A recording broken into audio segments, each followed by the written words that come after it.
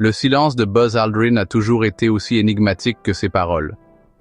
En tant que deuxième homme à marcher sur la Lune, il a gardé une attitude réservée pendant des décennies, ce qui a amené les gens à se demander ce qu'il a réellement vu dans la mer de la tranquillité. Maintenant, ces récentes déclarations ont relancé les discussions sur ce qui s'est réellement passé en coulisses lors de la mission Apollo 11 et sur ce que le public a été autorisé à savoir. Plus que de simples souvenirs personnels, cette histoire soulève une question plus vaste.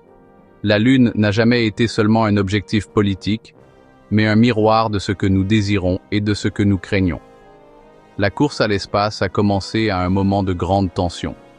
Depuis le Sputnik en 1957 jusqu'à Youri Gagarin en 1961, l'Union soviétique semblait avoir une longueur d'avance dans l'exploration spatiale.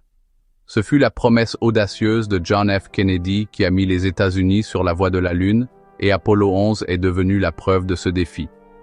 Aldrin, avec Neil Armstrong et Michael Collins, n'a pas seulement atteint un grand objectif politique, mais a également initié une nouvelle ère de découverte qui a changé la façon dont les gens percevaient leur place dans l'univers. L'attrait de la Lune ne se limite pas aux nations qui se la disputent.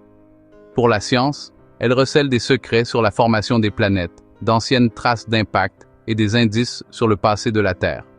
Pour la culture, elle a inspiré des mythes, de l'art et des histoires qui remontent à des milliers d'années. Quand Aldrin a rencontré ce monde vide, tout s'est résumé en une phrase : magnifique désolation. Une beauté solitaire qui témoigne encore de l'ampleur de l'accomplissement humain et de notre petitesse là-bas, loin de la Terre. Les récentes paroles d'Aldrin semblent briser des années de retenue. Son attitude plus ouverte change la façon dont nous percevons des moments qui étaient auparavant restés silencieux, nous faisant regarder la mission avec des yeux nouveaux.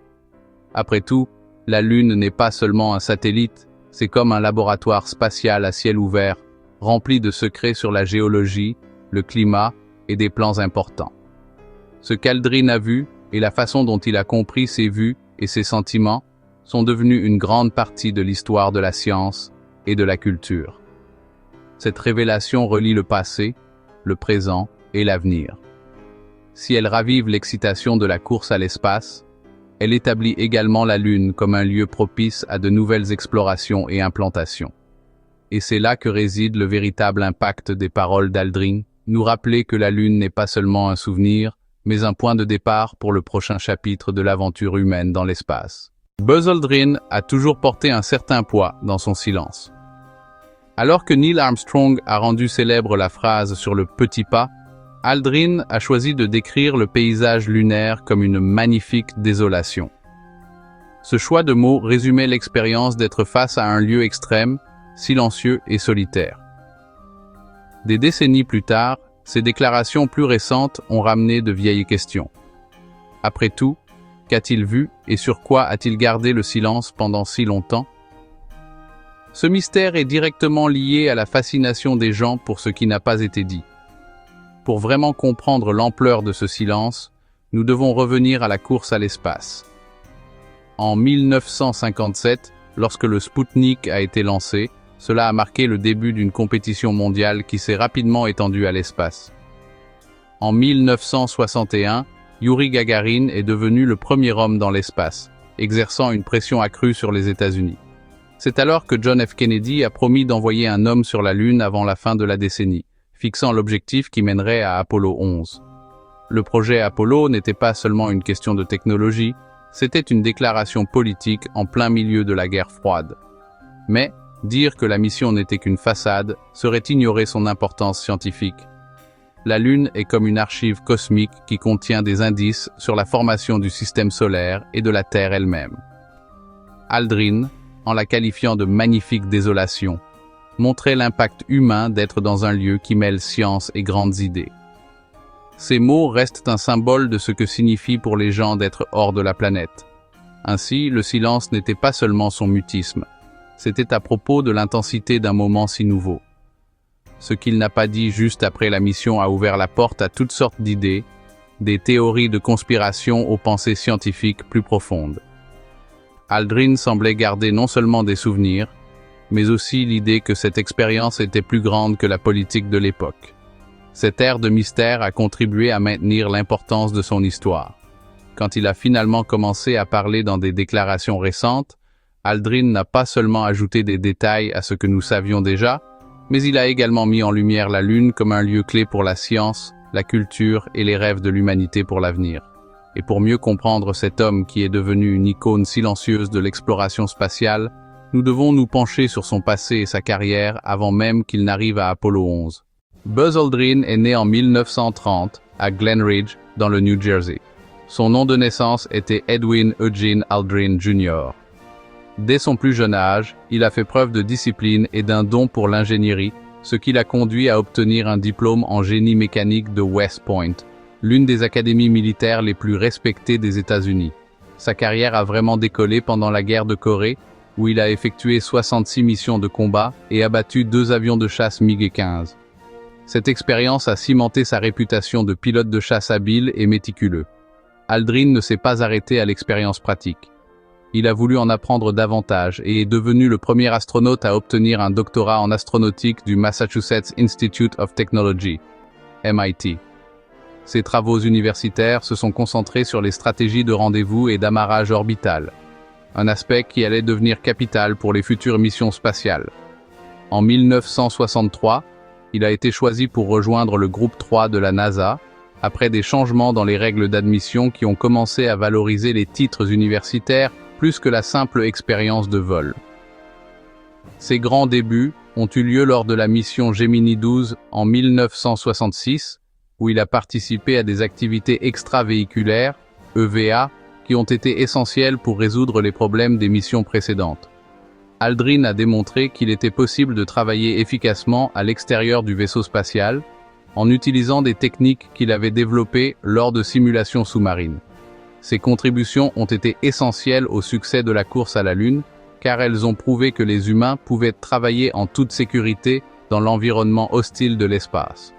Lors d'Apollo 11, Aldrin a assumé le rôle de pilote du module lunaire Eagle. Après l'alunissage historique dans la mer de la Tranquillité, il est devenu le 2e humain à poser le pied sur la Lune, 19 minutes après Armstrong. Sa vision technique et pratique a complété la posture symbolique du commandant, formant un duo qui a changé pour toujours l'histoire de l'exploration spatiale. En plus de la mission, sa phrase sur la magnifique désolation reste l'un des témoignages les plus poétiques de l'espace. Après Apollo 11, Aldrin est resté actif dans le débat sur l'exploration spatiale. Il a proposé le concept Aldrin Cycler, un système de route qui rendrait plus efficace le voyage entre la Terre et Mars, et a fermement plaidé pour la colonisation de la planète rouge. Il a reçu la médaille présidentielle de la liberté en 1969 et a servi dans l'armée de l'air jusqu'en 1972. Son parcours montre qu'il était plus qu'un simple astronaute. Il était un penseur, un innovateur et l'un des plus grands symboles de l'ère spatiale. Apollo 11 a décollé le 16 juillet 1969, propulsé par la gigantesque fusée Saturn V, qui représentait le summum de l'ingénierie spatiale de l'époque. 4 jours plus tard, le vaisseau spatial est entré en orbite autour de la Lune et s'est préparé pour la partie la plus complexe, la descente du module Eagle. À bord se trouvaient Neil Armstrong et Buzz Aldrin, tandis que Michael Collins restait dans le module de commande en orbite autour de la Lune. La tension était extrême, car la moindre erreur lors de l'atterrissage signifierait la fin de la mission et peut-être la perte de l'équipage. Pendant la descente, l'ordinateur de l'Eagle a commencé à sonner des alarmes de surcharge, nécessitant des décisions rapides. Armstrong a pris le contrôle manuel pour éviter une zone remplie de cratères et de rochers, atterrissant avec seulement quelques secondes de carburant restant. Ce moment est devenu l'un des plus célèbres de l'exploration spatiale, montrant comment les gens peuvent réagir lorsque les choses tournent mal. Aldrin, juste à côté d'Armstrong, surveillait les systèmes et préparait le module pour assurer un atterrissage en toute sécurité. Le premier grand obstacle avait été surmonté. Peu après, Armstrong est devenu le premier humain à poser le pied sur la Lune, suivi 19 minutes plus tard par Aldrin. Le second à marcher sur la mer de la Tranquillité a fait quelque chose de spécial, en accomplissant une cérémonie religieuse privée, montrant comment l'expérience allait au-delà de la science et touchait des aspects personnels. Ensemble, ils ont planté le drapeau américain, parlé avec le président Nixon recueilli des échantillons de sol et mis en place des expériences comme le sismomètre et le rétroréflecteur laser, qui nous permet encore aujourd'hui de mesurer la distance exacte entre la Terre et la Lune. Le travail sur la surface lunaire n'a duré que quelques heures, mais cela a été suffisant pour faire de la mission un jalon historique. Les échantillons ont été soigneusement rangés et l'équipement a été transféré par une poulie au module lunaire.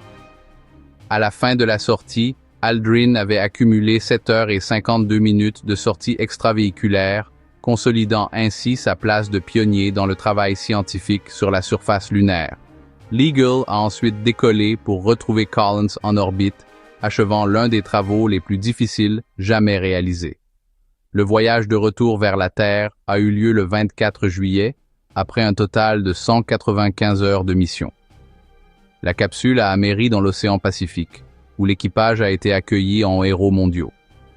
Avec 289 heures totales dans l'espace, Aldrin a consolidé sa carrière en tant qu'astronaute éminent et symbole de l'ingéniosité humaine.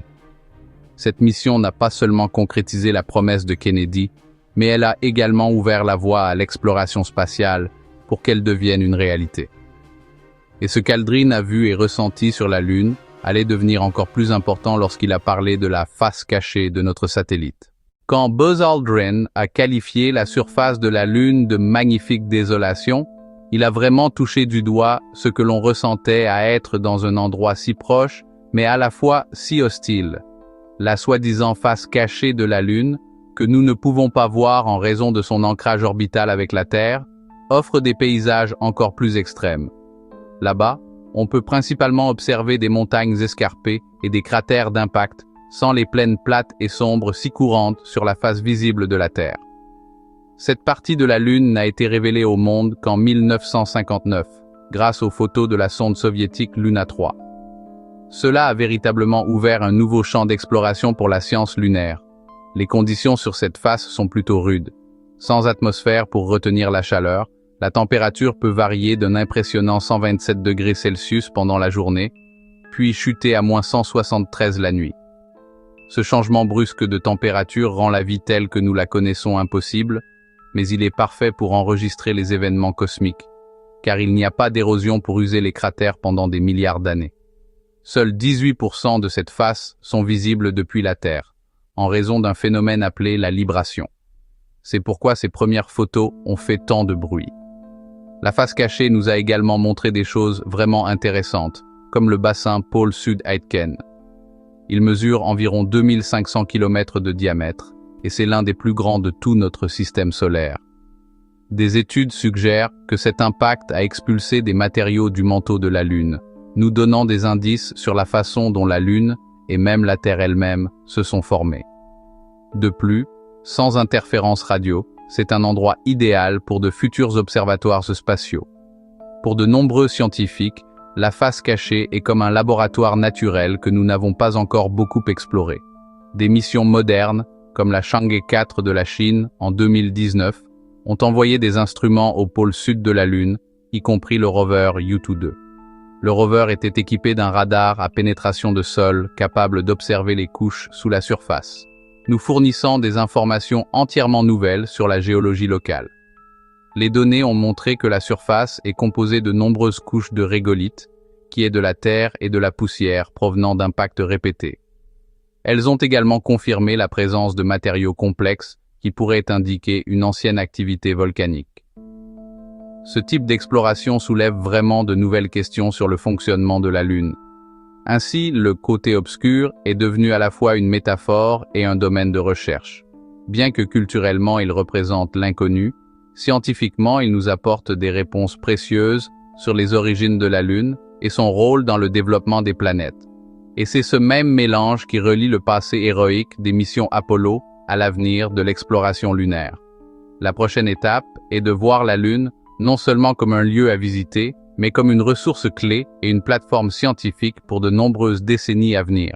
La Lune, au-delà de son importance culturelle et symbolique, recèle des ressources stratégiques qui pourraient changer l'avenir de l'humanité.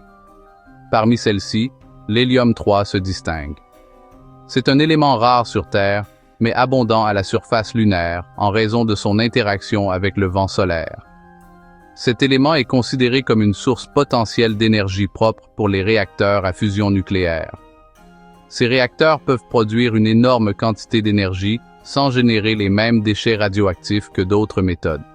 La quête d'hélium-3 a attiré l'attention des gouvernements et des entreprises privées, faisant de la Lune un objectif d'intérêt économique. Un autre point clé est l'eau gelée que l'on trouve dans les cratères en permanence à l'ombre au pôle sud. Des missions comme L-Cross ont découvert cette eau et les sondes orbitales l'ont confirmé. Cette eau peut être utilisée à la fois pour la consommation humaine et pour fabriquer du carburant de fusée en la divisant en hydrogène et en oxygène.